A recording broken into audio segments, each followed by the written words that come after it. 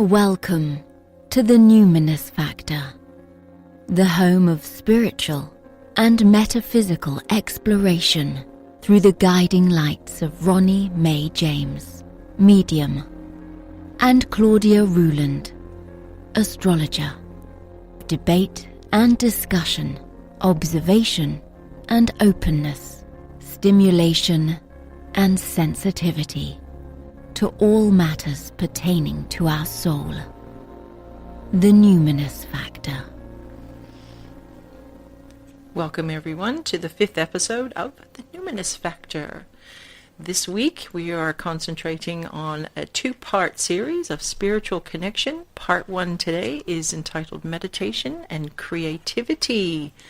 Hi Ronnie, how are you? Oh, good. Bursting to talk about meditation, and as many people know, it has many benefits. And I didn't actually realise the power of this, and on our health until I attended a teacher training week at the Gawler Foundation, which I mentioned in the last episode. And that's really for people that either have cancer or recovering from cancer, or who just basically want some downtime and go and chill out, walk in nature, listen to music. And it's a very important part of the Gawler Foundation, and it's integral to well-being. So I'm not saying that meditation cures cancer, but it certainly did in the case of Ian Gawler, who's the founder of this organisation. He was able to cure his cancer through meditation and changing his lifestyle through mindfulness, like directing his thoughts, eating healthily, rest. And the practice of meditation can vary. In my experience, we learned mindfulness-based stillness meditation, which has a powerful effect on the body and mind regarding letting go of learnt negative thinking and behaviour, and it kind of recalibrates the brain.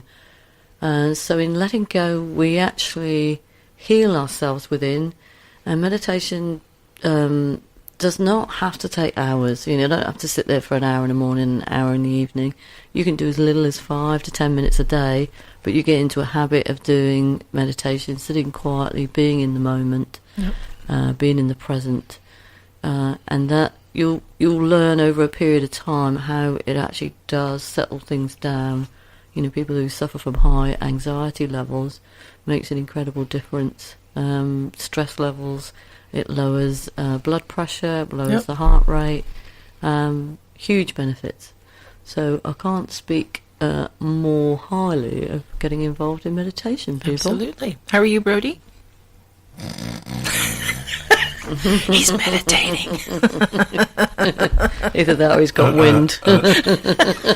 Meditation wind. Well,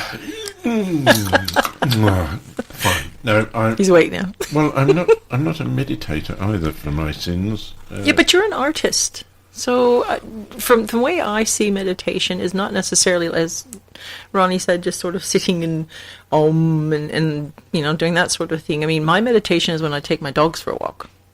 I sort of get in that zone I'm alone with my thoughts, whereas with you're a brilliant artist, and I would imagine that when you're in that space, when you're being creative, that's also part of what meditation is. I am certainly aware that there are times, particularly when I listen to music, but that I can get into that sort of the equivalent of that state. But usually, in all honesty, my mind is so wretchedly busy. Yeah. I just can't quieten it down. As I told you in the first episode, I dream. So I dread going to sleep because it's going to be something else is going to be happening all night, and I wake up exhausted, and I get up and I'm still exhausted, and it doesn't stop. And so and I would like to be able to. I would like to be able to do that. I think or control it. Yeah. If I could switch it off, that side of me, then that would be good. Yeah. But the people who do it, I have great admiration for, because I think it must put you into a state that is sublime. Yeah. Having not properly experienced it, I can't be sure. There are ways that you can learn. I mean, even if you attend the occasional session with the Brahma Kumaris, which Ronnie and I attend from time to time, they actually teach you how to meditate properly. And people like yourself, they attend these sessions quite often. They're free. You can just go in at any time. I think, they do their free sessions on a Wednesday evening. You can just go in and you can actually learn how to quiet the body, quiet the mind, focus just on one thing and relax. And the more often you do it and the more you make it part of your life, it does change things, doesn't it? Yeah, I think it depends on what type of meditation that you do, because I found that I'm a real fidget. No. Yeah, can't sit still. And I found it really hard when I went and did this course. The thought of sitting still for an hour was crucifying. I thought, I'm never going to do it. My son did that thing for a week where you don't talk. Oh yeah, I don't know if I could do that. what is it called? Something silence. And it was extraordinary. His partner couldn't cope with it. She ran away, literally. But they don't. There's nothing. You Wow. don't. And he said at the end of it, he really got it. About the sixth day. Yeah. He was either going to slit Because his it's about wrist. listening. It's about being absolutely constantly aware and not being able to share anything other than touch. Yeah, you can't. You're not even allowed to look at the person, because we had to do it in the mornings. Towards the end of the week, I mean, it was a week's course. So you've done it. Yeah, and I looked at the program and I thought, I'm never going to make it through this because I can't sit still for 5 minutes. How am I going to do an hour? Especially before breakfast when I'm so hungry. Or I could eat the edge of the table. I don't really want to go and look at the kangaroos. I just want to eat. Well, I think that was part of the story from his point of view, was that the food was incredibly simple.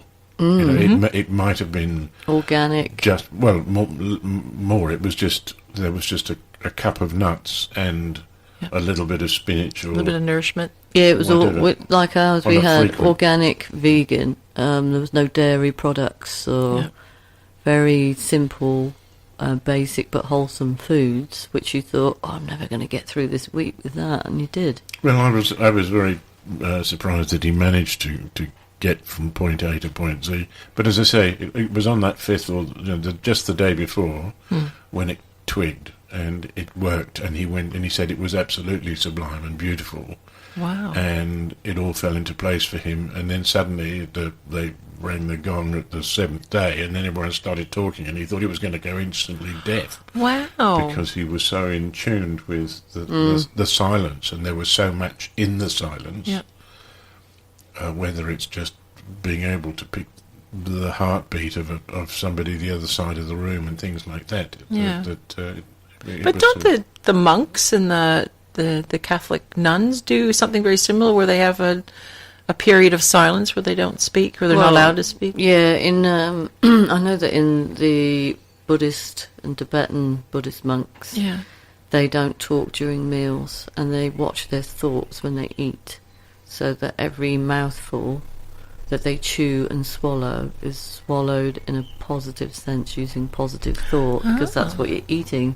So to communicate with other people at the table and just talk about rubbish and gossip is not That's not fun. No, it's not seen as a very positive thing. Yeah. But I don't know about the nuns, but I think it's called honorary silence or something like that, where it's very difficult not even to look at somebody or make any facial expressions.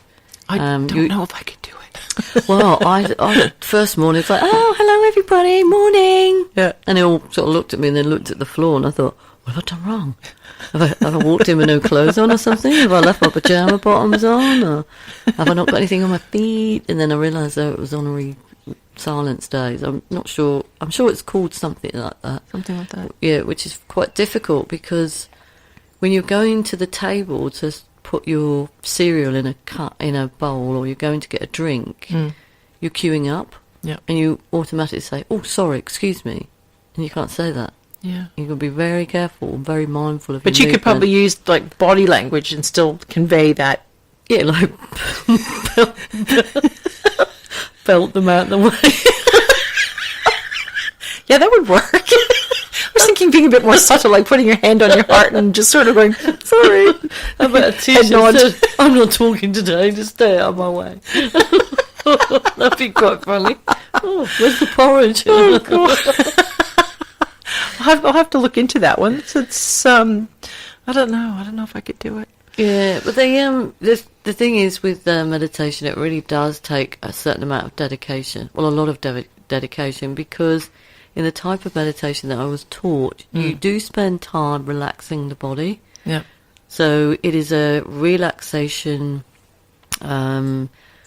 period before you start to go into the meditation, so that you learn to talk to your whole body to settle it down. Whereas when we've been to Brahma Kumaris, they go straight into the meditation. They just sort of focus on a bit of the breath, to relax and sounds. And given that I spent a bit of time learning a completely different one, I actually like doing the relaxation first, because it takes a little bit of time, and it does really empty your thoughts, and you're aware of your breath, and you're aware of the central sort of where your chakras are, where you breathe in your stomach. Yeah. And you kind of focus on everything, but you give thanks for everything that you've got in your body. Yeah. Which I think makes a huge difference, because that's kind of like a positive thought before you go into the meditation kind of trance, if that makes any sense. I much prefer doing that, and over a period of time, where you are able to dedicate that time and be disciplined, you overcome what they call the resistance. Yep. So if you're not able to sit quietly, you've got to go and pick up something, or you've remembered what you're having for tea, or you might have to text somebody, or did you send that email off, or scan it in, what have you got to do tomorrow? You've really got to sort of come back to the breath. Yep. And come back to sort of slowing it all down and being in the present. It's not about rushing off and doing anything. No, that's right. And I think if the more people that sort of invite that kind of activity into their lives, either on a daily basis or at least a couple of times a week or something, especially people that have very stressful jobs, or if you have a lot of kids or whatever's going on in your life, if you don't have that quiet down time at the end of the day, then like poor Brodie, then all of a sudden your dreams become infiltrated with that stress. And it's just a constant cycle that never stops, and it obviously will have an effect physiologically on your body, manifesting in some way. Yeah, I think I do believe that you can do it while you go for a walk in nature. Yep, but absolutely. Some people say, "Oh, I do it when I'm driving the car." Well, how can you? Because you're watching. You're supposed to be concentrating. Yeah, so you've got your eyes shut, looking at your third eye. Oh, lovely. How do you maneuver the car? Yeah, exactly. Who's driving your car? Yeah, imagine when we get the electric cars, you can just sit in the back. You can do your in the back there then. Yeah. So do you both meditate every day? Yes. I know Ronnie does. You're only one of them. You're only one of the both. The better one. Excuse me. My meditation, as I said, is walking my dogs, or depending what I'm doing. But I do really enjoy that quiet time. That particular type of meditation I don't do every day, but I do find those moments, and I just think, okay, it depends what kind of day it is, because I've learned as the years have gone by to kind of push a lot of stuff away. And I was just saying to Ronnie the other day, because I'm the sort of person that I get up into that kind of whirlwind stress level very quickly when things are happening and it's too much, and then I have to step back, close my eyes, and just say, calm down, and by the time I get to the third calm down, then I open my eyes again, then I'm okay, now I can handle this. I think you'll be asleep. Yeah. Do you what do you use it for, other than to slow the mind? Do you use it, for example, as an access route to solving a problem, or to considering a situation, or? You can actually use it for many things. It's obviously all to do with your mental health, but also if you have slowed the busyness of your brain in your cognitive processing or